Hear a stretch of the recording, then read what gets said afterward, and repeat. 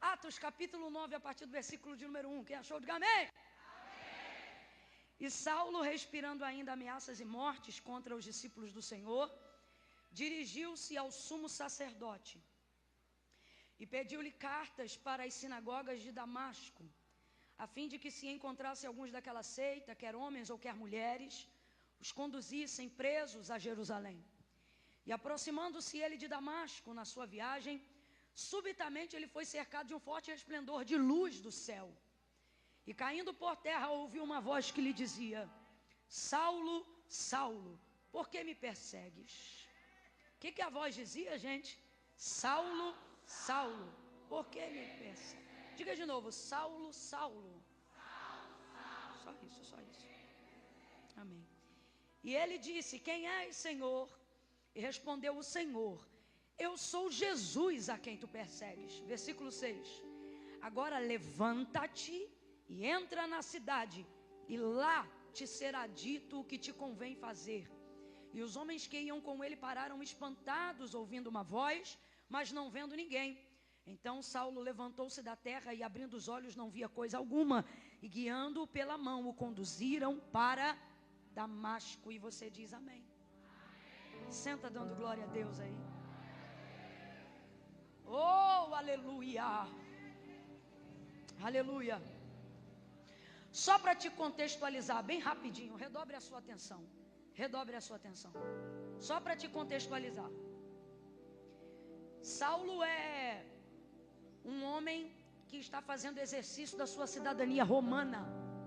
E você sabe que Roma é contra a igreja. Logo, ele é um agente para combater o crescimento da igreja naquela ocasião. Fora isso, ele mesmo vai confessar um pouco mais para frente que também na condição de judeu, mesmo exercendo sua cidadania e serviço em Roma, ele pertencia à classe dos fariseus, ou daqueles que zelavam pela lei com o máximo rigor. Então, numa linguagem pejorativa, não que isso que eu vou falar agora seja pejorativo, mas infelizmente o uso dessa palavra caiu para uso pejorativo de uns, 10 anos para cá, que é a palavra religioso, né? Religioso não deveria ser uma palavra que deveria ser vista com tanta coisa ruim, né? Mas infelizmente ficou, então é mais fácil para a gente entender. Então ele era extremamente religioso e extremamente criterioso quanto ao seu serviço romano. Por isso o nome que ele vai usar depois da sua conversão, que também certamente era um nome muito mais utilizado antes da sua conversão, não era o nome Saulo, era o nome Paulo. Porque Saulo é a variação do seu nome para o hebraico. Qual é a variação do seu nome para o hebraico? Vamos lá, gente. Qual é a variação do seu nome para o hebraico? E ele, na verdade, está no exercício de sua cidadania romana e não judaica. Então, por isso, obviamente, ele é muito mais conhecido como Paulo do que como Saulo.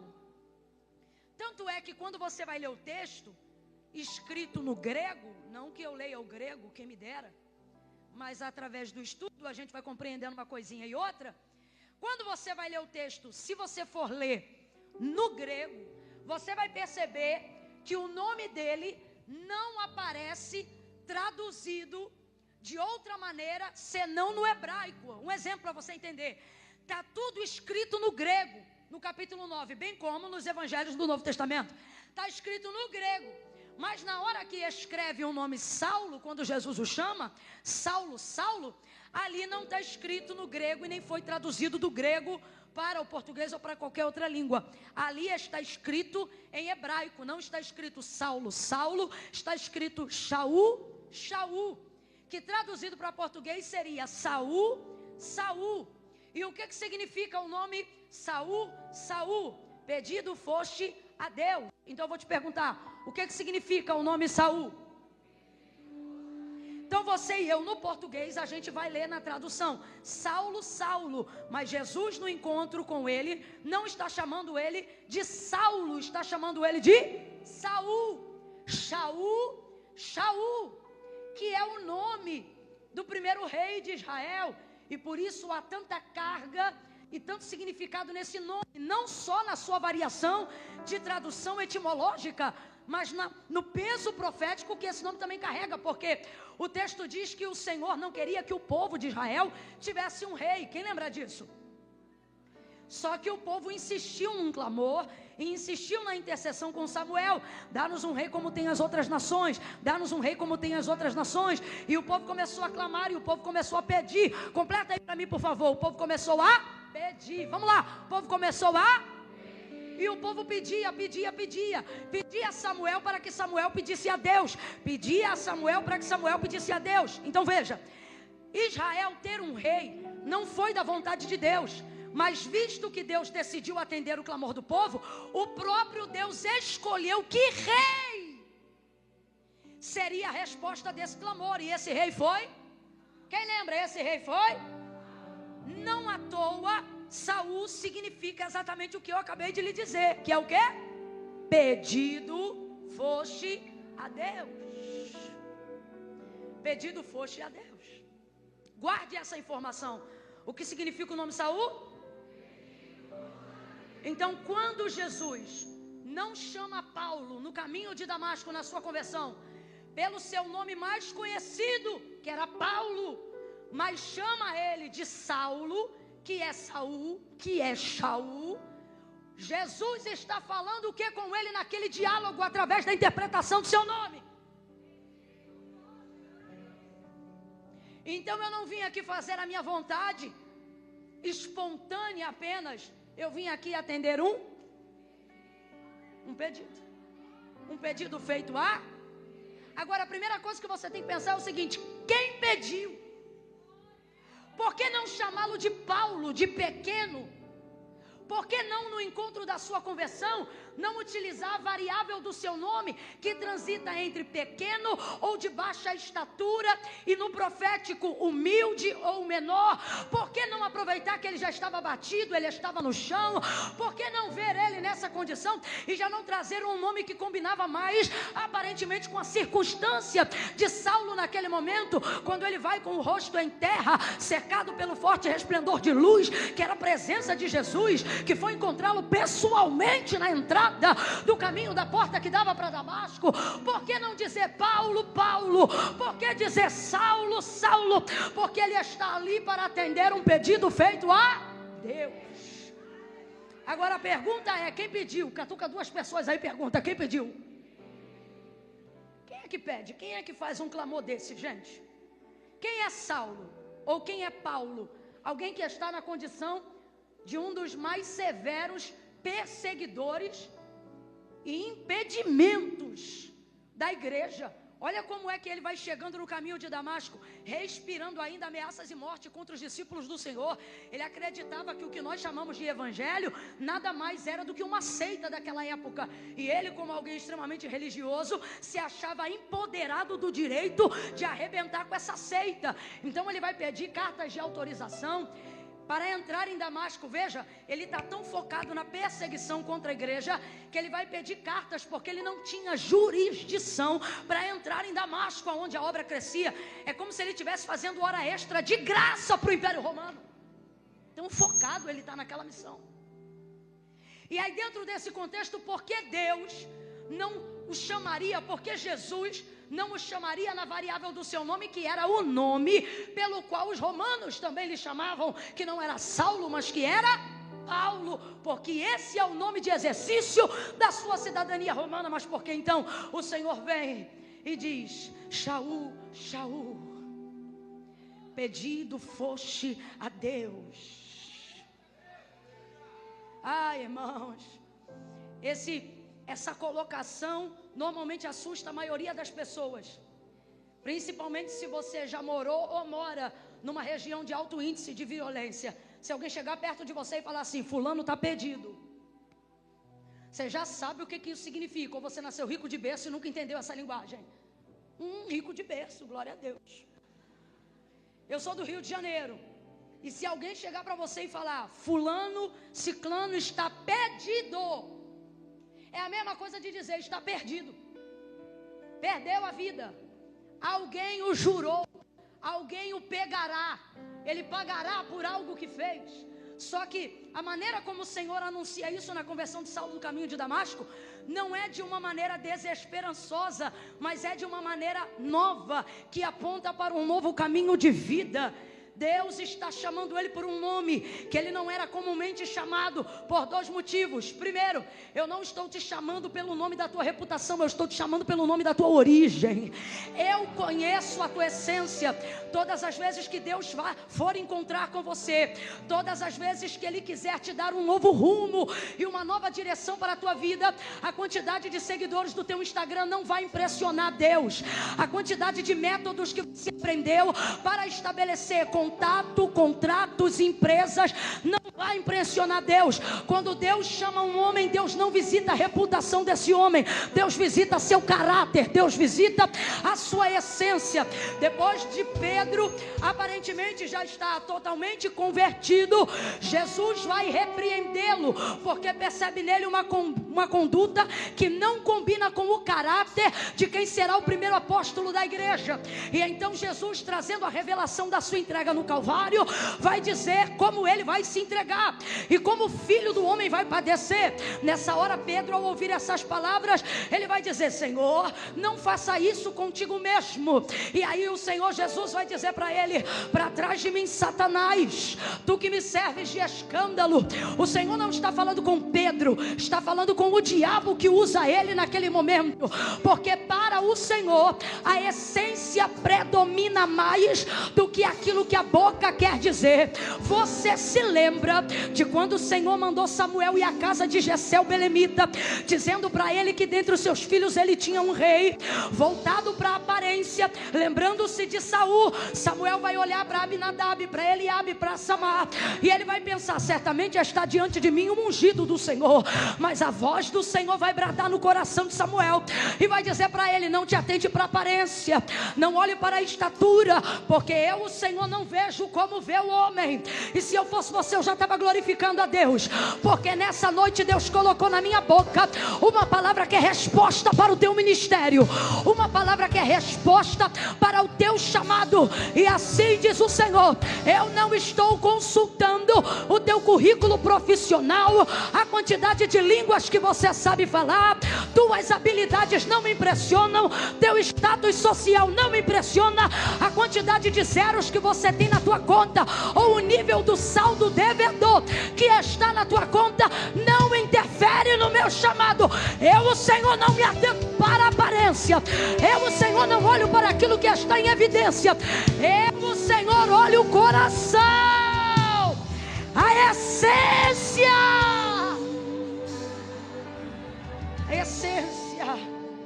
Nessa noite o Espírito Santo de Deus está passando em revista.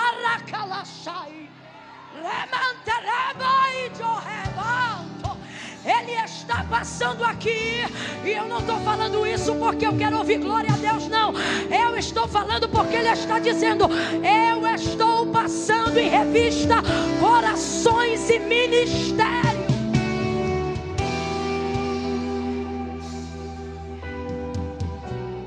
Meu Deus, meu Deus. Chamou 2 vezes para despertá-lo.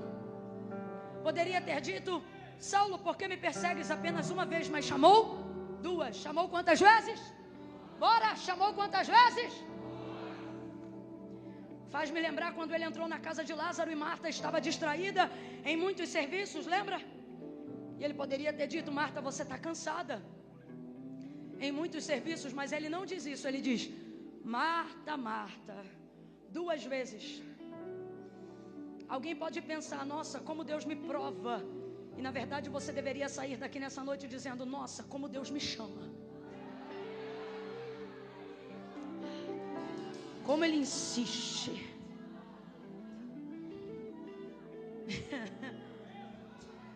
Nenhuma das desculpas que você tem dado para Deus vão convencê-lo a deixar de continuar chamando o teu nome para aquilo que Ele te escolheu para fazer.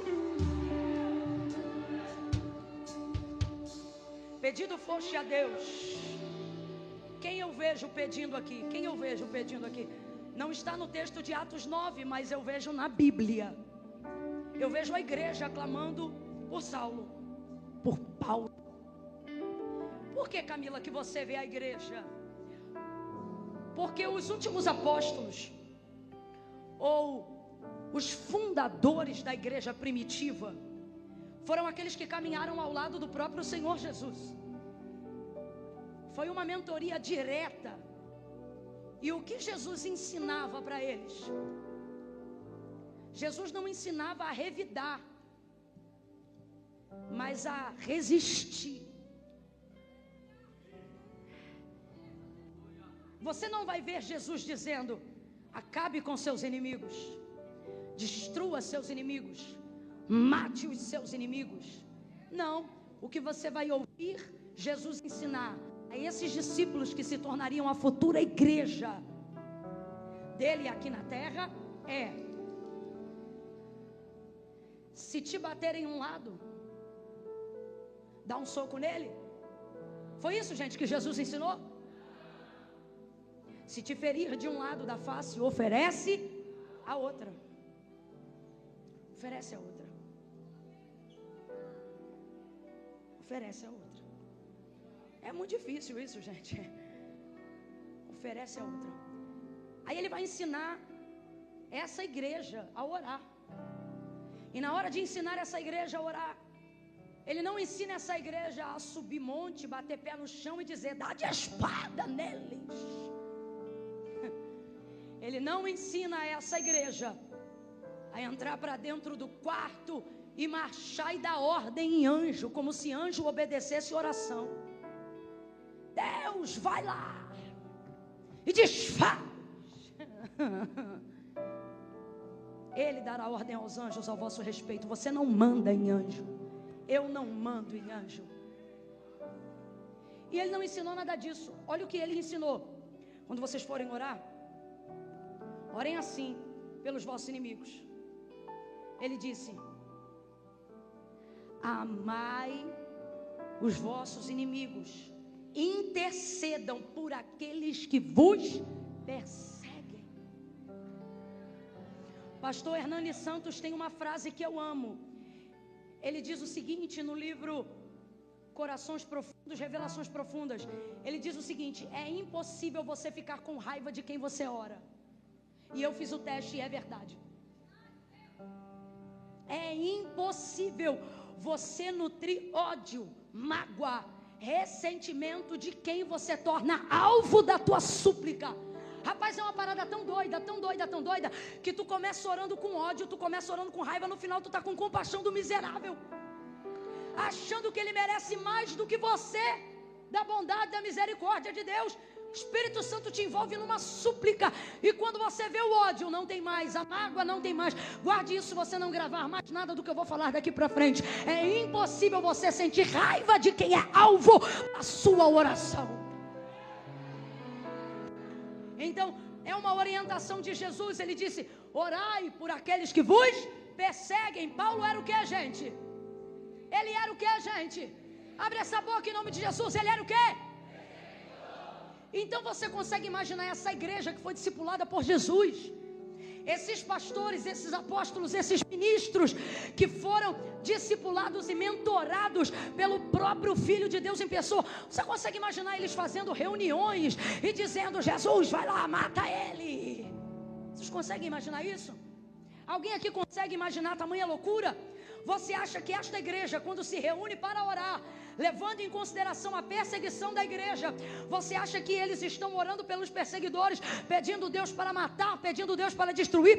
Você acha que alguém como Pedro, que negou a Jesus 3 vezes, está orando, pedindo Deus para destruir quem está perseguindo a igreja? Alguém que foi alvo da misericórdia, alguém que foi alvo da segunda chance. Muitas vezes, através da intercessão, no chamado, encontramos um caminho mais rápido pedindo Deus para matar, encontramos um caminho mais rápido pedindo Deus para destruir. E por que esse caminho nos parece mais rápido? Porque esquecemos da misericórdia que Deus exerceu sobre nós. Camila, eu não estou entendendo. Vai entender agora que eu vou falar rasgado. Você só acha muito difícil Deus quebrantar um coração de alguém que tenta te destruir, levantar a vida de alguém que faz de tudo para te abater, porque você esqueceu-se do quão misericordioso Deus foi na tua redenção. Você esqueceu-se do quão grandioso Deus foi quando decidiu perdoar os teus pecados, porque um pecador arrependido de verdade, quando ele tem consciência do que Deus o salvou, de onde Deus o tirou, da mentira, do engano, do abandono, da pornografia, da palavra pesada, torpe, ele não acredita que nada seja impossível para o Senhor. Então, ao invés de orar e dizer, mata, ele diz, prepara e converte. Se tu fizeste comigo, tu pode fazer com qualquer um na minha casa. Se tu fizeste comigo, nada é impossível para o Senhor fazer na minha família. Levanta a tua mão que eu estou sentindo graça de Deus. Receba súplica, receba poder para interceder, não para escolher o caminho mais rápido da morte, mas para escolher o caminho que vale a pena, o caminho da vida. Ao invés de dizer prepara e leva, a partir de hoje você vai orar, salva e faça dele um obreiro, salva e faça dela uma pregadora, salva e faça dele um pastor, salve e faça dele um ministro. Vida!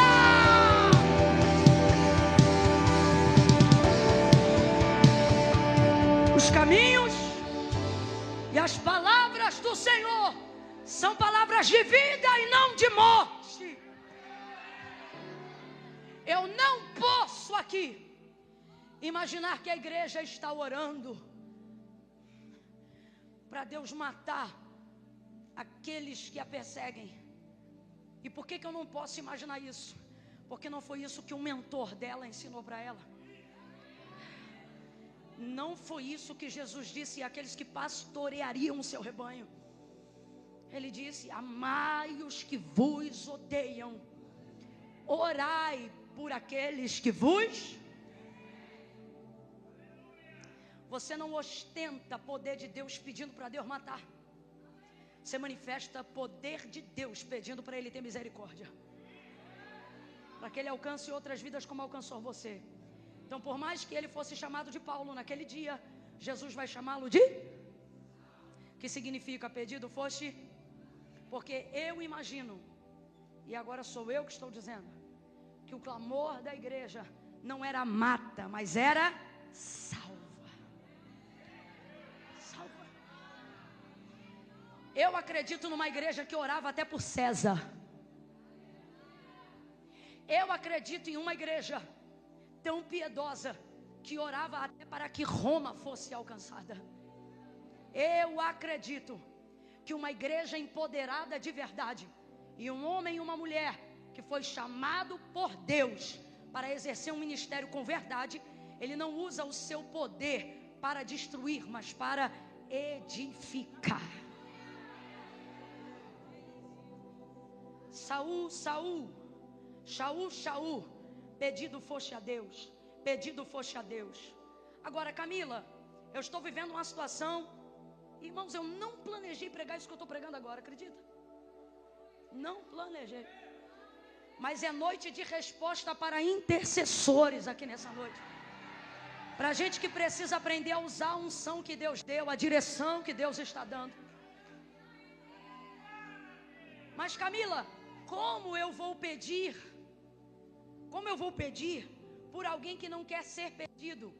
Só que você não pede para quem precisa ser pedido, você pede para quem tem autoridade para receber pedido. Mateus capítulo 15, versículo de número 21 e diante, o texto vai narrar a história de uma mulher cananeia que, sabendo que Jesus ia passar pelas cercanias de Tiro e Sidom, saiu correndo atrás dele.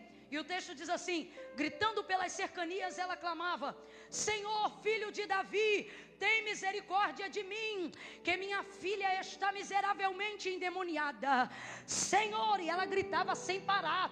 E os discípulos começaram a ficar constrangidos, porque o texto revela que Jesus queria passar em secreto naquele lugar. Só que essa mulher gritava, Senhor, filho de Davi, tem misericórdia de mim. E eu queria que você desse atenção ao clamor dela. Veja, ela não diz, Senhor, tem misericórdia da minha filha, mas ela foi lá buscar pela filha, porque quem estava endemoniada? A filha. E você conviver com uma pessoa sobre posse e domínio completo de demônios, é a mesma coisa que conviver com a morte, com perigo diário. Então ela queria viver essa libertação. Através da libertação da filha dela, ela também ficaria livre, porque nem todos os demônios prendem você. Às vezes a única maneira de prender você é prendendo quem você ama. Então ela clamava. Agora quem clamava era ela, não era a filha, porque a filha estava endemoninhada. Quem ainda está comigo, diga amém.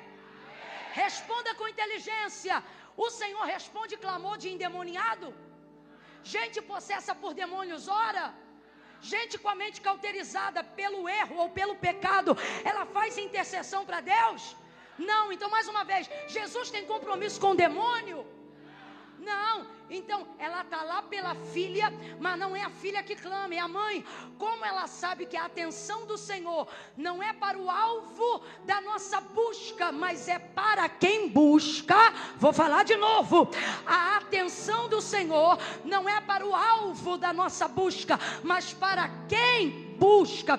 Pedi, pedi e dá-se-vos-á. Buscai e achareis. Deus não está olhando quem você quer abençoar. Deus está olhando a maneira como você busca Ele para que Ele abençoe. Deus não está olhando quem precisa de libertação. Deus está olhando para quem o intercessor está clamando por libertação. Aí esta mulher vai dizer: Senhor, filho de Davi. Ela foi buscar a libertação da filha, mas ela não diz: tem misericórdia da minha filha. Pode olhar o texto em casa. Ela diz: tem misericórdia de mim, que minha filha está miseravelmente endemoniada. Então o que ela está dizendo? Senhor, tem misericórdia é de mim. E como é que eu estou pedindo para o Senhor manifestar que tem misericórdia de mim? A minha intercessão é que se tu tiveres misericórdia de mim, tu vai libertar ela. Se tu tiver misericórdia de mim, tu vai alcançar ela. Porque os ouvidos de Deus é para quem clama. Os ouvidos de Deus são para quem intercede. E por que eu estou pregando isso aqui nessa noite? Deus é minha testemunha que não era o que eu queria pregar. Porque Deus está dizendo: você não está sabendo usar a chave que eu te dei. Seu chamado está vivendo um nível de engessamento. Sua unção não está manifestando toda a libertação que ela poderia. Porque você olha para quem precisa e diz: fulano não vai querer Deus nunca, ciclano não vai aceitar Jesus nunca, o outro não vai largar a cachaça nunca. Você fica dizendo: Deus olha para ele, Deus olha para ela. E Deus está dizendo: eu não olho para quem está de costas para mim, eu olho para quem está diante de mim. Então você deveria estar clamando e estar dizendo: olha para mim, tem misericórdia de mim, porque eu sou tua serva. Eu vim no culto, ouça, eu ofertei, eu estou diante da tua presença. Eu vim aqui te clamar por aquilo que me aflige, eu vim aqui te buscar por aquilo que me incomoda. Filho de Davi, tem misericórdia de mim. Ela clamava e não parava. Filho de Davi, tem misericórdia de mim. Bata no teu peito e diga: de mim, diga: de mim. Meu Deus.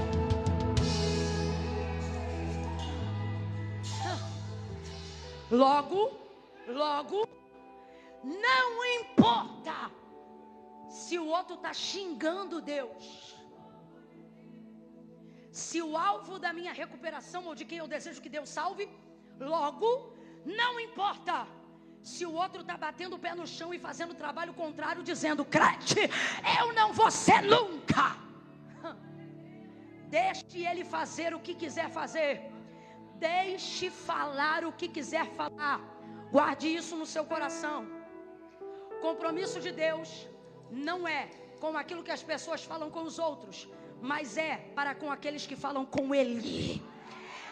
Então Ele está dizendo: teu problema e o meu problema é que a gente dá muito ouvido para o que os outros dizem e pouca fala para o que Deus quer ouvir de nós.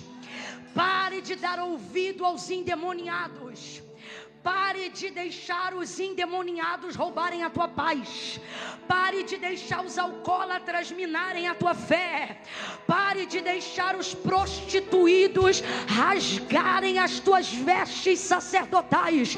Deus está dizendo: você está dando muito ouvido ao que eles dizem e pouca fé ao seu clamor. Ah, Senhor, olha para ele, olha para ela, pois a partir de hoje ele está dizendo: tu vai orar, olha para mim. Olha para mim e salva esse homem, porque eu amo ele. Olha para mim e resgata esse filho, porque eu acredito na tua palavra. E o diabo vai dizer: teu filho não vai sair do tráfico, não. Ele é um rebelde. Só que você vai dizer: eu não estou falando com você e nem com meu filho. Eu estou falando com quem manda em você. Manda no meu filho, manda na terra, em tudo que existe e em tudo que há. Este é o clamor da igreja. A igreja fala a Deus. Eu vou falar algo que Deus tem colocado no meu coração de maneira muito forte nos últimos 3-4 meses desse ano. Gastamos muito tempo falando de Deus e pouco tempo falando com Deus. Você fala de Deus lavando louça, você fala de Deus arrumando casa, você fala de Deus no ônibus, no carro, no telefone, no WhatsApp. Você fala de Deus escrevendo, fala de Deus falando, fala de Deus cantando. E você acha que se você está falando, Deus está ouvindo e está tudo certo. Só que Deus me trouxe hoje aqui para dizer: uma coisa é você falar de mim para os outros, outra coisa é você falar comigo. Tudo, olha para cá. Tudo que você sabe sobre Deus não determina seu nível de poder e de unção. Não é o quanto você sabe que Ele é capaz de fazer que faz Ele fazer. É o quanto você é capaz de colocar diante dEle o que você precisa, deseja e quer que Ele faça. Falamos de Deus o dia inteiro. Acordamos e damos a Ele os nossos primeiros pensamentos. Até aqueles que estão com dificuldade de orar e se sentem atormentados pela culpa de não estarem orando, ainda em sofrimento estão diante de Deus o tempo todo. Mas por quê? Que mesmo tendo Deus em seus pensamentos, tendo Deus em suas conversas, sua vida não é transformada, mas ela vive num looping repetitivo de depressão, queda, aí pseudo avivamento, cai de novo, parece um eletrocardiograma. Você não tem estabilidade espiritual. E por que isso se dá? Porque você aprendeu a ouvir falar sobre Deus e você também aprendeu a falar sobre as coisas que Deus faz, mas o último estágio é o mais difícil. Qual? Falar com Ele. Tudo te afasta para você não falar com Ele. Se você ficar sem orar 3 dias no quarto, você morre de vergonha de ter ficado tanto tempo sem orar. E aí agora você não ora também. Porque você aprendeu a falar sobre Deus, mas você não se envergonha de falar sobre Deus. Se tiver que pregar, você prega. Se tiver que cantar, você canta. Se tiver que falar de Deus para alguém, você inclusive vê nisso a sua redenção, para mostrar: estou fraco, mas ainda sou teu. Só que Deus está dizendo: isso não muda nada. Você não está percebendo? Não é o quanto você fala de mim, é o quanto você fala comigo. Com essa chave? A igreja não falava só de Deus, a igreja falava todo dia. O texto não diz que eles se reuniam para cantar, o texto não diz, pode olhar, Atos dos Apóstolos capítulo 2, o texto não diz que eles se reuniam para louvar, o texto não diz que eles se reuniam para pregar, o texto diz que eles se reuniam para orar. Essa sempre foi a primazia da igreja. Nossa liturgia não foi inventada sem base bíblica. Tudo que os crentes vão fazer, ou o que eles não sabem se farão, começa sempre com oração. Eu sou de um tempo que não se mudava de casa sem orar. Não se desenvolvia relacionamento sem orar. Não se mudava de igreja sem orar. Não se viajava sem orar. Até para saber que estado vai passar as férias, tinha que orar. Porque o povo não vivia de ouvir ou falar sobre Deus, mas de falar com Deus. A igreja falava com Deus, aleluia. A igreja falava com Deus. E certamente ela não estava dizendo: mata, destrói, defrauda, arrebenta, vinga. Ela estava fazendo o que Jesus mandou, porque a igreja tem que cumprir a palavra. Então certamente a igreja não dizia mata, a igreja dizia salva. Porque sendo tão conhecido como Paulo, lhe chama Shaul, Shaul. Para mim, o que Deus está dizendo em Cristo é: eu vim atender um pedido, e você foi pedido a Deus. Então não importa o quanto você foi jurado a outras pessoas, não importa a expectativa que outras pessoas criaram em cima de você. Você foi chamado para atender as expectativas do céu ao seu respeito. Você foi chamado para atender a vontade de Deus acerca do teu tempo, do teu dinheiro e da tua energia. Você pensa que está cansado e cansada por causa da obra de Deus. Obra de Deus até cansa, mas também revigora. Você se cansa pelos motivos certos. Normalmente o cansaço desumano e sobrenatural que nós estamos sentindo não é por ter capinado um quintal, batido uma laje ou entrado na escala de trabalho de limpeza da igreja. Na maioria das vezes o que esgota a nossa força e mina a nossa energia é a nossa necessidade de atender a expectativa de pessoas que estão ao nosso redor e que em nada tem a ver com o nosso chamado, mas tem com a aprovação do público. É isso que está te esmagando. É isso que muitas vezes esmaga o meu chamado. Só que nós vamos perceber que quando o Senhor chama Saulo, Ele deixa claro duas verdades. E a primeira eu te entreguei, só vou entregar mais uma e eu entrego o microfone. A primeira é essa: Deus não está aqui para atender expectativas humanas, mas a pedidos, a orações. Camila, o que Deus tem para fazer na minha vida, profeta nenhum vai revelar aquilo que só em oração você pode falar com Deus. Busque a Deus, fale com Deus, seu chamado será descortinado. A missão de Deus para a sua vida será descortinada. Eu vou falar rasgado, ainda nesse primeiro ponto. Pare de terceirizar a leitura da palavra. Pare de terceirizar a ministração da palavra. Até para falar de Deus a gente fala errado. E por quê? Porque a gente está terceirizando o privilégio de falar com Deus pessoalmente. Você acredita mais na oração que fazem por você do que nas orações que você deveria estar fazendo diante de Deus. Por que isso está acontecendo? Porque você está sendo consumido. E é uma noite de despertamento. Você está sendo consumido, consumida pela expectativa alheia. Com todo respeito, mas eu vou dizer: você está achando que chamado e exercício de chamado é corresponder a algoritmo social. Mano, você não é um algoritmo social. Você não anda pela medida dos métodos, você anda pela medida da fé. Deus não dá métodos, Deus tem homens e mulheres que falam com Ele. Você tem andado desesperado, angustiado, angustiada. Deus, parece que eu não estou fazendo as coisas certas, parece que eu não estou fazendo a sua vontade, e parece porque não está mesmo, porque você acha que a aprovação de Deus está na aprovação dos homens. Irmãos, se a gente soubesse a quantidade de gente que tem sucesso, mas que não passa, como eu ouvi de um amigo esses dias, de fracassados bem pagos. Por quê? Porque não está entendendo a necessidade de voltar a falar com Deus. Se você é crente e não está falando com Deus, você está afastado. E enquanto você achar que continua crente só porque está na igreja, você não vai corrigir esse ciclo de afastamento.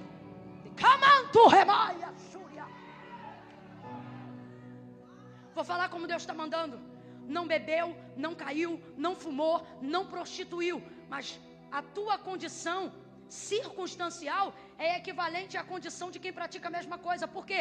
Também não fala com Deus, também não se aproxima de Deus, também não tem resposta de Deus, também não tem direcionamento de Deus, vive perdido. Se aproxime, volte a falar com Deus. Segunda e última coisa, porque de verdade, tem dias que Deus envia a gente como pregador, né?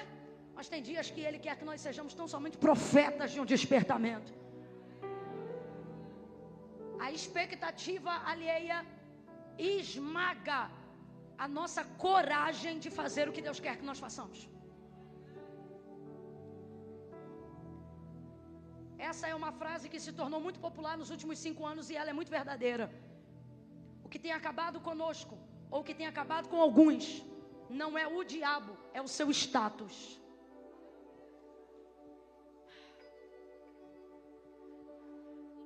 Seu medo de ser desaprovado pelos homens, de não fecharem mais contratos com você, de não te convidarem mais para as festas de final de ano, de você não receber a promoção que já estava às vésperas de que fosse você a pessoa a receber tal promoção. Pastor Eduardo pregando sobre Herodes e o Senhor dizendo: repreenda até o final desse culto o espírito de Herodes. A expectativa alheia, a pressão vizinha tem feito com que nós saiamos da direção que Deus nos deu, porque começamos a caminhar como a multidão em busca de resultados. Em busca de resultados. Olha o que vai acontecer com Saulo e eu encerro. Pedido foste a Deus: Saulo, Saulo, por que me persegues? Quem és, Senhor? Eu sou Jesus a quem tu persegues. Duro será para te recalcitrar contra os meus aguilhões. Irmãos, no chamado, fugir da vontade de Deus dá mais trabalho do que se subordinar.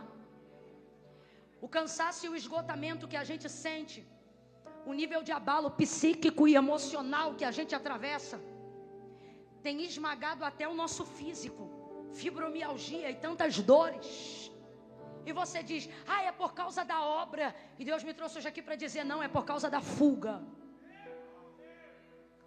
Você está pegando a energia que Deus te deu, a direção que Deus te deu, o chamado que Deus te deu, e de vez ir para cima de cabeça e se cansar pelos motivos certos, você usa toda essa energia para fugir para um lugar seguro. E que lugar seguro é esse? Normalmente um lugar seguro é onde Deus não está. Por que, Camila? O lugar que Deus fornece não é de segurança? Irmão, viver de fé é aceitar risco. Se a nossa vida hoje está num ponto que não nos oferece risco algum por decidirmos fazer a vontade de Deus, é sinal que estamos fora do centro da vontade de Deus. O centro da vontade de Deus é um lugar que te instiga, é um lugar que te leva, te impele a orar para receber providência. Mas estamos tão distantes da nossa comunhão com Deus que preferimos estar num lugar onde não tenhamos que depender de falar com Deus para receber, porque sabemos que nossa vida espiritual não está sustentando o chamado. Então você foge em rota de fuga e não de colisão com os homens. Você foge. Foge da sua unção, foge do seu chamado, foge dos maiores testemunhos que era para você estar contando no mês de setembro. Eu vou falar como Deus está mandando. Você está entediado, você está entediada, e você diz: é porque não acontece nada em Barreiras. E o Senhor está dizendo: não, é porque não acontece nada no nosso relacionamento. É por isso que você está entediado.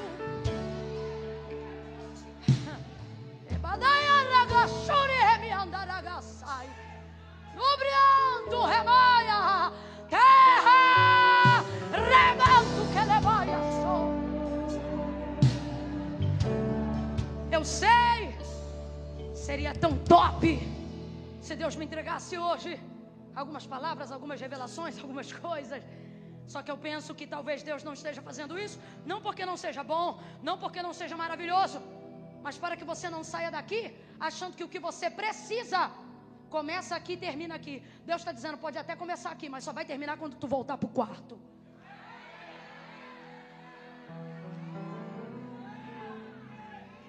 A expectativa, o status, a pressão, o lugar seguro e etc, etc, etc. O texto diz então que ele vai ao chão.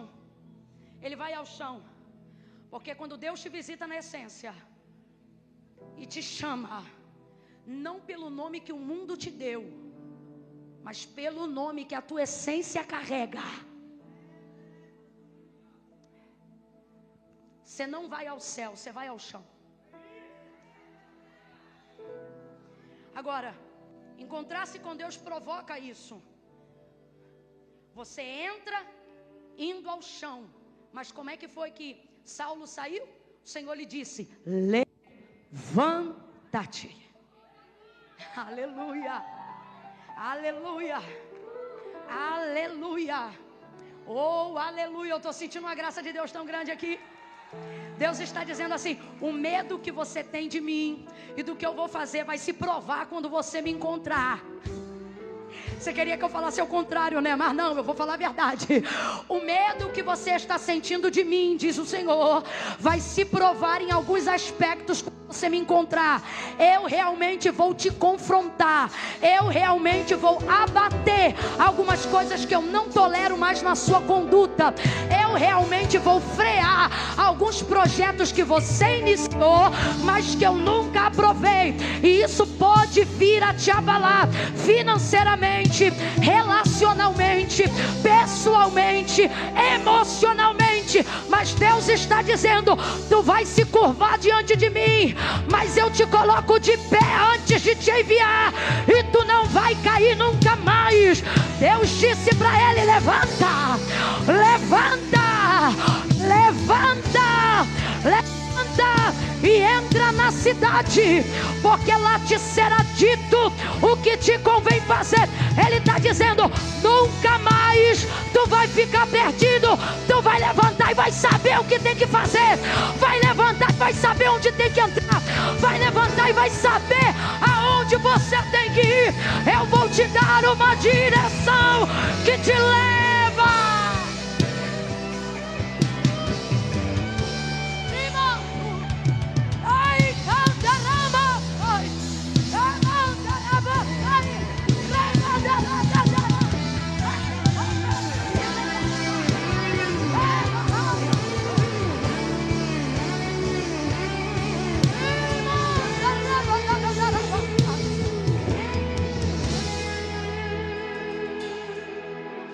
Uma das piores coisas de atravessar a depressão é não ter direção concreta do que você tem que fazer. É a ausência de um propósito. É a sensação de estar orbitando sobre todas as coisas ao seu redor. Uma das piores coisas de estar triste, atravessando o burnout ou qualquer coisa semelhante à exaustão física e emocional, não é a capacidade com que isso te abate na carne, é a capacidade como isso bloqueia o teu processo criativo e faz você se tornar, aos seus próprios olhos, por mais que já tenha tido feitos e realizações, mas aos seus próprios olhos você se vê como alguém impossibilitado, que não pode produzir mais coisa nenhuma, nem mesmo uma louça lavada e uma pia limpa. E você se entristece por perceber que já não é capaz de seguir uma rotina simples. O banheiro fica podre, a casa fica desorganizada, os filhos comem o que tem porque você não tem força para fazer comida. E alguém pensa que você está se esquivando da responsabilidade, mas Deus e você sabem que você não tem força. Você vive em estado constante de implosão. E aí um dia depois de um culto como esse, você pensa: amanhã tudo vai ser diferente. Então você fervilha e borbulha em esperança, mas vê tudo isso se desabar e percebe que todos os dias vão se repetir e serem iguais, e se sente dentro de um cativeiro. E você não abre nem conta isso para ninguém, porque você pensa que se você falar da sua fraqueza, isso vai minar o resto de força que as pessoas acham que tem em você. Orbitando sem propósito, você descobre que o pior não é a dor da fibromialgia, não é a tensão muscular, não é o desemprego, a ausência de uma carteira assinada ou a falta de um CNPJ. Você descobre que o pior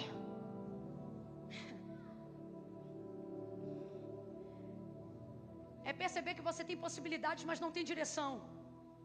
É perceber que você até tem possibilidades e caminhos, mas não sabe que direção tomar. Então é nessa hora que a maioria das vezes você pensa: seria melhor se eu dormisse e Deus não permitisse eu acordar. Você é crente, não tira a sua vida, mas isso não te impede de desejar a sua morte. Só que Deus me trouxe nessa noite para dizer: isso está acontecendo porque você foge de mim. Leve o melhor tombo da sua vida, desça diante de mim, e temporariamente você será abatido. Eu não vim contar um evangelho de mentira para você. Deus vai te peneirar, vai te ralar. Talvez o que Ele tem para você antes da honra seja o esmagamento. Porque a oliveira é melhor vendida como azeite do que como azeitona. E até aqui você veio até um ponto do processo, mas render-se ao esmagamento está acabando com você. Só que Deus está dizendo: o que mais você tem a perder?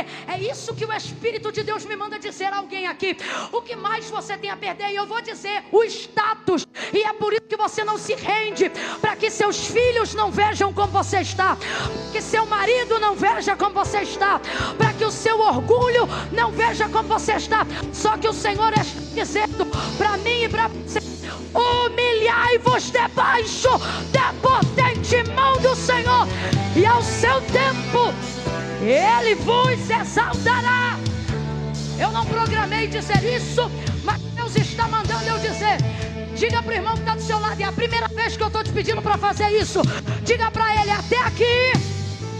Grita para ele, diga: até aqui você foi azeitona, agora você será azeite.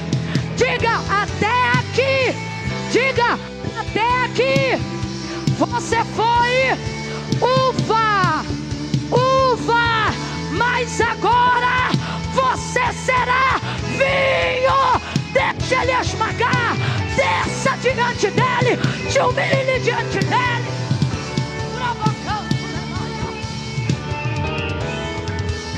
O processo é outro. Tudo que você aprendeu sobre Deus,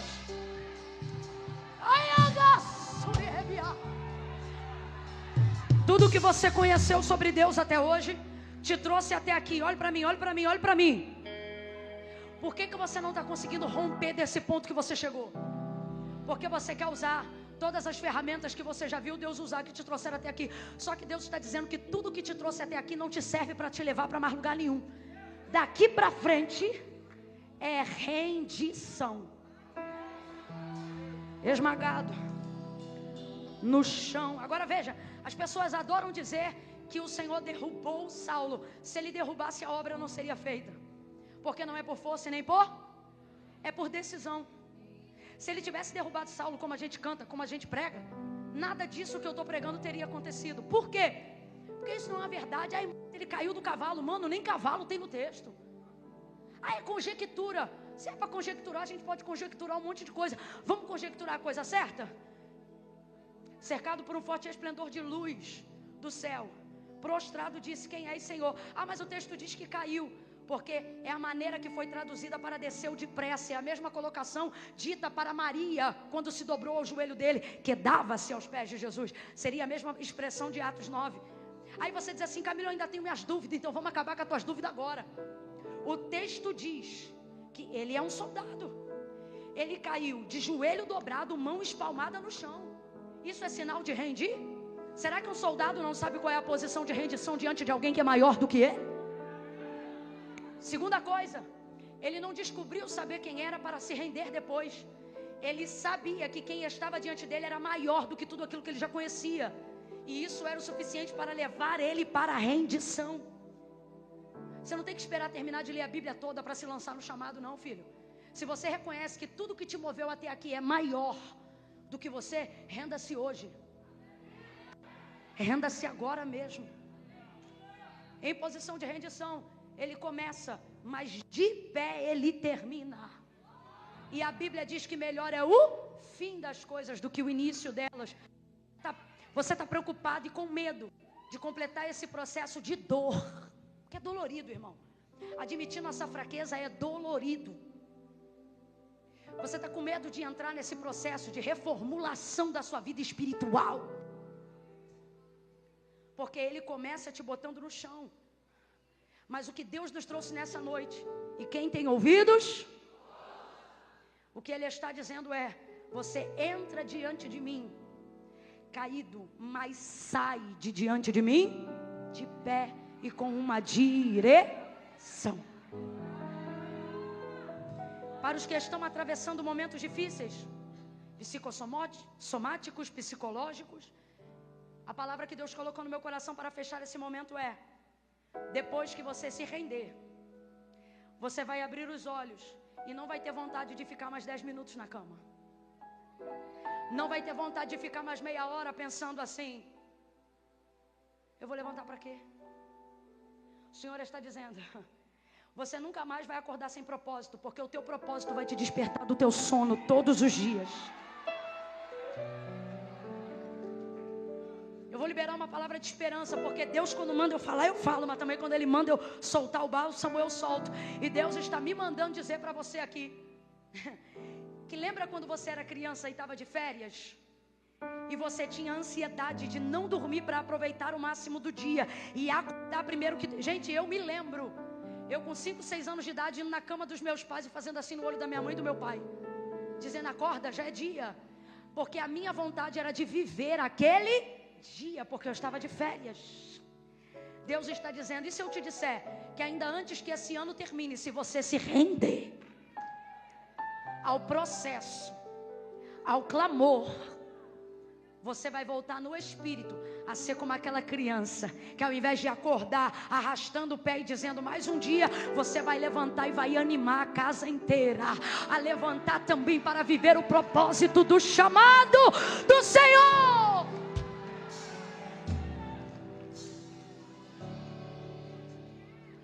O Senhor deu a ele uma direção, e a direção era entrar na cidade. Que cidade? A cidade de Damasco.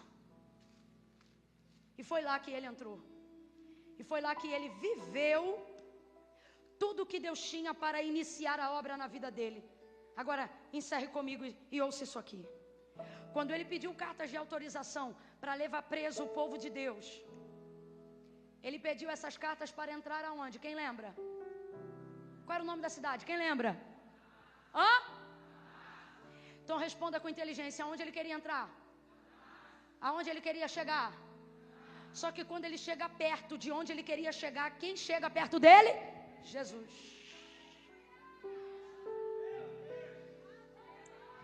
Deus me manda te dizer assim: já há alguns anos você se sente perto de chegar aonde você queria chegar, mas você não chega, e isso é que te aflige a alma. Aí você pensa: deve ter algo de errado comigo, ou deve ser o inimigo. E Deus me trouxe hoje aqui para dizer: não é você, nem é o inimigo. Quem chega perto de você, quando você chega perto de onde você quer chegar, sou eu. Porque nesse processo eu vou trabalhar com dor e desejo. Quanto mais desejo você tiver de algo, eu vou aproximar a dor de você, para você entender que não há realização de desejo sem ser na minha presença. Vou falar como Deus está mandando. Deus está dizendo: antes de você se realizar, você vai me realizar. Agora o texto diz que depois desse processo que ele vai viver bem no meio, tão perto de onde ele queria chegar, o texto diz que Jesus vai dar a direção para ele. E a direção é: volta para casa? A direção é: vai para Jerusalém? Não. Qual é a direção? Entra na cidade. Qual era a cidade? Qual era a cidade? Olha para o teu irmão e diz assim: você vai chegar aonde queria chegar.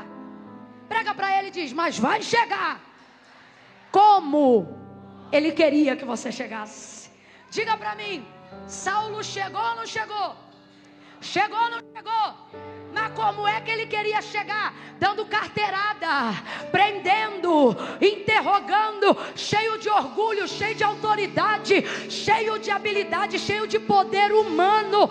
E aí parece que eu vejo Jesus dizendo: vai chegar. Você quer chegar lá? Vai chegar. Mas vai chegar como eu quero. Não vai chegar por cima, vai chegar por baixo. Não vai chegar se achando, vai chegar na humildade. Deus está dizendo: eu estou te esmagando perto do caminho, porque eu vou fazer. Você vai chegar. Você vai chegar aonde você planejou chegar, mas chegará como Eu planejei que você chegasse. Vai chegar do meu jeito. Vai chegar do meu jeito. Vai chegar como o temperamento que eu vou trabalhar. Vai chegar como o jeito que eu vou trabalhar em você. Quem acredita no trabalhar de Deus, quem tem coragem de se submeter a Ele, dá um salto dessa cadeira. Você vai chegar. Vai chegar. Meu Deus, esse grito está na boca. Assim diz o Senhor: você vai chegar. Vai chegar. Você vai chegar lá.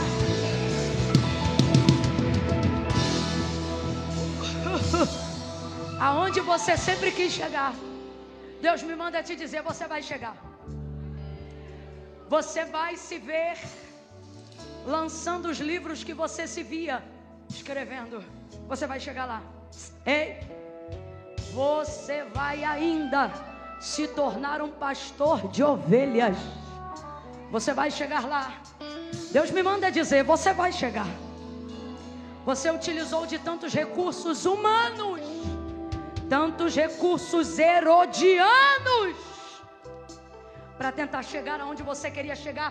E tudo isso foi interessante porque te fez chegar bem perto. Completa para mim, por favor. Te fez chegar bem?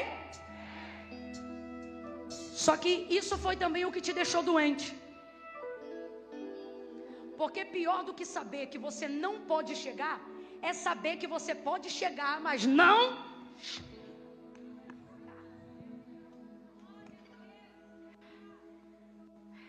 Isso irrita muito mais. Isso adoece muito mais. Isso machuca muito mais. Olha aqui para mim. Se você se reconhece um completo incompetente, sem habilidade alguma, você entende porque não tem o que queria ter. É um completo incompetente, sem habilidade alguma. Costuma funcionar assim. Agora, se você vê que não é tão ignorante quanto outros que, parecendo mais ignorantes, chegaram, aí você fica aflito e diz: eu não sou tão incompetente assim. Eu me esforcei. Eu tenho me esforçado até para viver. Então fica uma pergunta, como um bichinho, como um cupim na ideia, dizendo: então por que que eu não chego? Eu só consigo chegar bem? Eu fico pensando, por que que Jesus não se aproximou dele quilômetros antes dele chegar em Damasco? Mas o texto diz que o Senhor apareceu para ele já no caminho. Ele estava tão...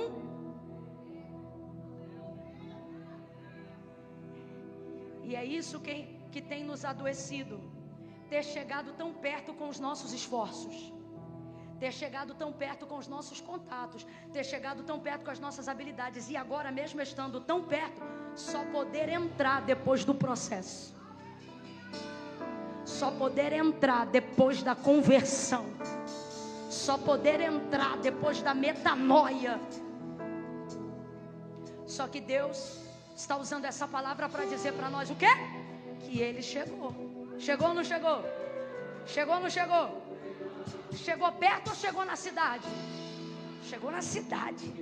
O Senhor está dizendo: você vai chegar aonde você está perto, mas não vai ser como você planejou. Então a pergunta que Deus me manda fazer à igreja é: vai ficar se perguntando até quando? Ou vai sair daqui dizendo: Deus, eu vou entrar no teu como. Eu vou sair do meu quando para entrar no teu como. Eu quero orar agora. Porque uma coisa é a gente falar sobre Deus. Outra coisa, a coisa não muda quando a gente fala dele, a coisa muda quando a gente fala. Então nunca vá embora quando alguém começar a orar. É a hora que você deve redobrar a atenção. Nós vamos orar agora e vamos pedir assim: Senhor, nessa noite eu peço que o Senhor tire da minha mente o quando e revele para mim o como. Porque o quando só está me dando ansiedade, mas o como vai me dar a direção para entrar lá. Feche os olhos, curve a sua cabeça. Não ore agora, só me ouça. Feche os olhos, curve a cabeça. Não ore, só me ouça, de olhos fechados, me ouça. Veja qual é a área da sua vida que você se sente perto de chegar, mas não chega. Talvez seja a felicidade conjugal. Camila, quando eu penso que está tudo bem, a gente briga de novo, desaba tudo. A gente está sempre tão perto, se ama tanto, mas dá tudo tão errado. Então você vai entregar seu casamento. É a área que você chega perto, mas nunca se realiza. Talvez seja a educação dos seus filhos. Camila, às vezes eu penso que eu estou conseguindo implementar valores, princípios, mas daqui a pouco ele faz ou ela faz alguma coisa que quebra tudo e aquilo arrebenta a minha maternidade. Eu não sei, eu só estou dando uma dica para te ajudar a lembrar. Talvez seja o seu chamado ministerial mesmo. Você se sente próximo do exercício do ministério que o Senhor te confiou, do propósito que Ele te deu. Mas quando tudo parece que está abrindo, daqui a pouco tudo se fecha. Você está sempre tão perto, mas nunca chega. Tão perto, mas nunca entra. Pegue aí agora e traga uma área. Camila, eu tenho tantas. Por favor, de olhos fechados, me ouça. Traga só uma área, para que quando Deus responder por esses dias em setembro, você saiba que não foi coincidência, foi a consciência da sua oração. E você vai passar a continuar falando com Deus depois desse dia. Então traga aí agora na tua mente. Será que é a tua vida emocional? Camila, quando eu conheço alguém e penso que vai casar, que vai ser meu marido, me trai, vai embora. Eu não sei o que é, mas fale com ele agora. Qual é a área que você chega perto, mas não entra?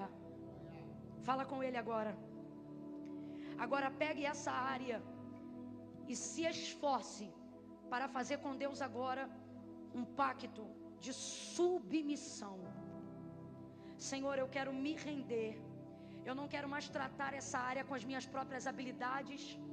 Eu não quero mais tratar essa área com a minha própria mente. Senhor, eu quero me subordinar, eu quero subordinar esse casamento, eu quero subordinar esse ministério, eu quero, pegue aquilo que estava perto, mas você não chegava, e subordine agora.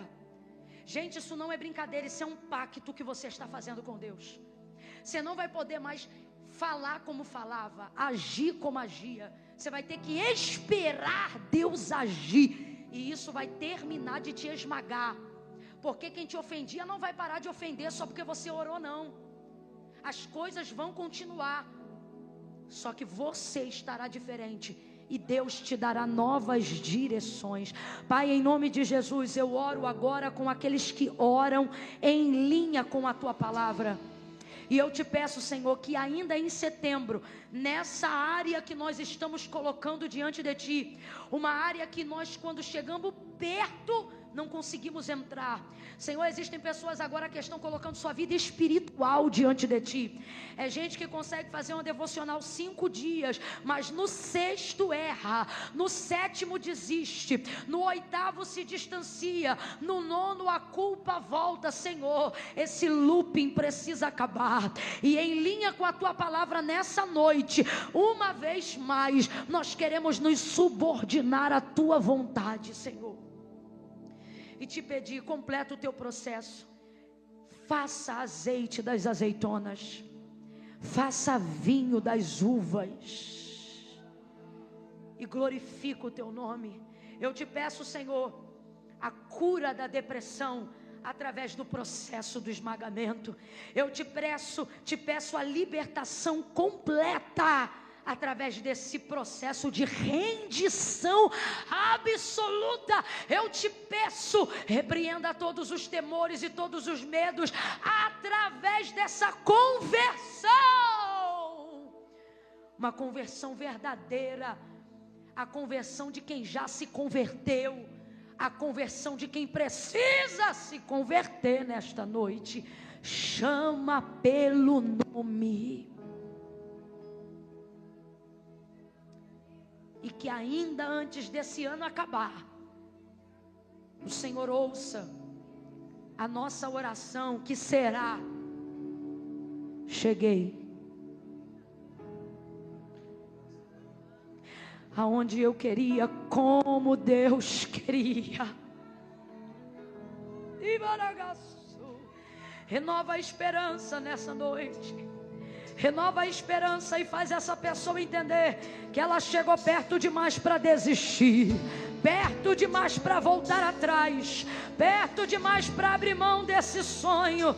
Coloca ele dentro da cidade, coloca ela dentro da cidade, coloca os pés dele como tu colocaste os pés de Abraão em Canaã, coloca os pés dela dentro da geografia da sua realização, Senhor. Essa é a nossa oração, em nome de Jesus. Quem concorda, diga. Levante a sua cabeça. Aleluia. Pegue o seu celular agora. Não abra o WhatsApp, não abra a rede social, desbloqueie ele, só isso. Pegue o seu celular, se ele ainda tiver com bateria agora, desbloqueie ele. Você tem alarme? Serviço de despertador? Olha para mim. Pegou o celular? Quem tem celular, pega o celular. Vá no despertador. Você vai colocar qual é a hora marcada para depois dessa noite você falar com Deus de novo. Que horas você vai falar com Deus de novo sobre isso que conversamos hoje aqui? Que horas você vai falar com Deus de novo sobre isso que nós ouvimos aqui? Escolha um horário viável. Ah, Camila, aí tá sem orar não sei quantos dias. Aí eu vou botar 3 horas da madrugada. Irmão, se você tá com fé e vai honrar, amém. Agora não viaja não. Coloque um horário que você vai parar tudo para orar essa hora. Faça um horário viável. Coloque aí agora. Coloque aí agora. Quando o telefone despertar, o que você vai fazer? Vou perguntar de novo. Quando o telefone despertar no horário que você colocou aí, de acordo com a sua logística, o que você vai fazer? Falar com Deus, você vai orar. Vai orar sobre o quê? Sobre o que a gente conversou hoje aqui. O que a gente falou hoje aqui? É isso. Porque quando você está muito perto e está muito no processo, até para saber o que vai falar com Deus é difícil. Botou aí para despertar? Você vai terminar de orar quando ele despertar. E vai botar para despertar de novo. Você vai agendar a próxima hora que você vai falar com Deus. Eu vou botar o meu aqui. Não olha para mim não, irmão. Se você tem celular e ainda não botou o despertador, bota, sabe por quê? Eu posso pregar 4 horas e isso não muda a sua vida. O que muda a sua vida é o que você decide fazer depois do que você ouviu. Colocou? Quem colocou, diga amém. Guarda o celular. Sai do WhatsApp. Guarda. Guardou? Última oração da noite. Eu vou contar de 1 a 3. No 3, quem estiver afastado, distante. Camila, essa palavra foi para mim, Camila. Eu sei que foi para todos nós. Eu também recebi. Recebi muito.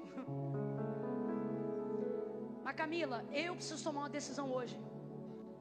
A de reconciliar com o Senhor. Me afastei. Mas Camila, precisa, porque não foi a igreja que inventou isso. Foi Jesus que disse assim, aquele que me confessar diante dos homens, eu também o confessarei diante do meu Pai que está no céu. Porém, aquele que se envergonhar de mim, diante dos homens, ficará envergonhado diante do meu Pai e dos anjos que estão no céu. Camila, é que eu tenho um monte de coisa para resolver. Jesus disse, ora, sem mim nada podeis fazer. Pega teu status hoje de querer ser bom crente, bota no bolso e humildemente seja o crente que você puder ser hoje. E venha do jeito que você estiver. Quando eu disser 3, quem está afastado, quem se diz desviado, que dia da semana é hoje, gente? Eu estou desviado quinta-feira à noite, depois das 10 na igreja. Tu não está desviado. Era para tu estar em qualquer rocha de barreiras. Se você está aqui é porque você ama e tem temor. e está com saudade, e é a noite de você voltar. Quem tem ouvidos, e ao ouvir, não endureça o seu coração. No 3, se você hoje quiser reatar seu relacionamento com Deus, eu vou te dar a chance de fazer com Ele um concerto. E vou pedir o pastor Eduardo para orar por você. E eu vou orar com imposição de mãos daqui. Eu conto 1. A igreja orando agora. Para que se tiver alguém aqui que precisa reatar a amizade com Deus, tenha coragem. Coragem, tenha coragem. Eu conto 2. Você vai levantar a mão direita bem alta no 3. 2,5. Coragem. Camila, sou eu. Essa noite é de mudança para mim. É você? Se é você, 3. Levanta a mão bem alto e fica com a mão aí erguida. Deixa eu te ver. Acende a luz da nave um pouquinho, acende. 1, 2, 3, 4, 5, 6, 7, 8, 9, 10, 11, 12, 13, 14, 15, 16, 17, 18, 19, 20, 21, 22, 23, 24, 25, 26, 27, 28, 29, 30, 31, 32, 33, 34, 35, 36, 37, 38, 39, 40, 41, 42, 43, 44, 45, 46, 47, 48, 49, 49.